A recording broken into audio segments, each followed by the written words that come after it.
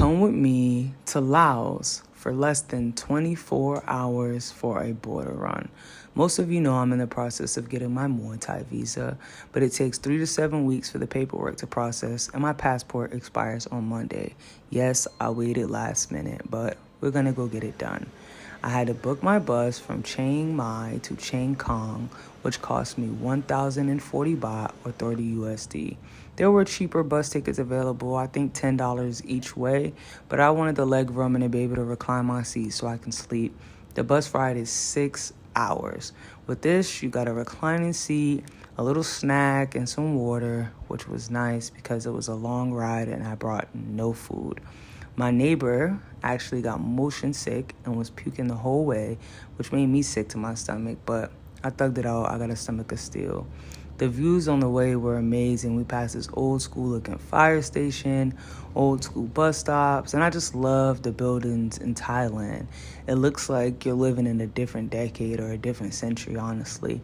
It's beautiful to me. There's so much agriculture and just culture in general. Thailand feels like Thailand.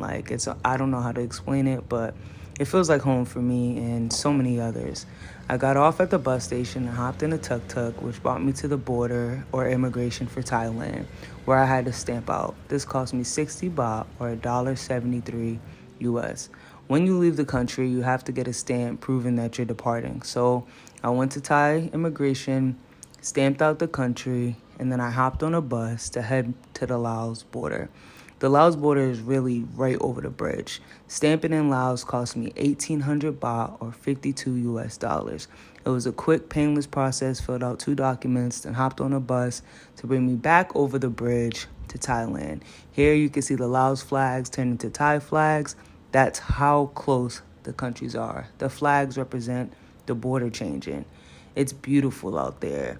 I wish I could have stayed longer, honestly. But we came for a mission and we did what we needed to do. When I got back over the border, I had to stamp back in the country in order to get my 30 days. That was free, so once I finished, I had to find a taxi to go straight to my hotel.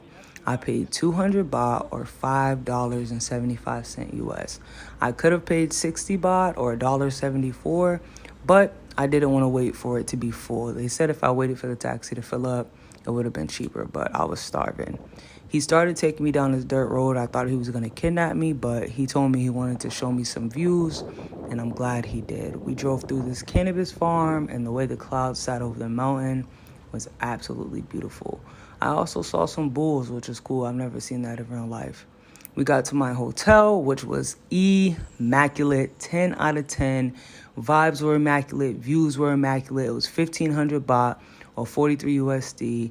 And I could have got somewhere cheaper, but one of my supporters said they wanted me to be comfortable and be able to splurge a little. So that's exactly what I did. You can't even get a motel with roaches for this in America. So look at that. Then the owner of the hotel actually took me to a Thai market because I told her I was starving. And I think she was a little bit lonely and wanted to spend some time. We sat together, we ate together, and she was the kindest lady. Her friend owned a restaurant and gave me this food, and we took it to go so I could get some rest because I had to be up early. This is the view from the back of my balcony. It was amazing.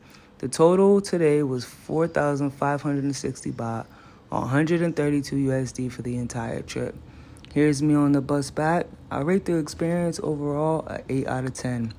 It was flawless. My only complaint is the puking and just having to be on the bus for so long. There are ways to cut costs. You probably could have done this for a total of 100 USD. But I'm bad and bougie, baby.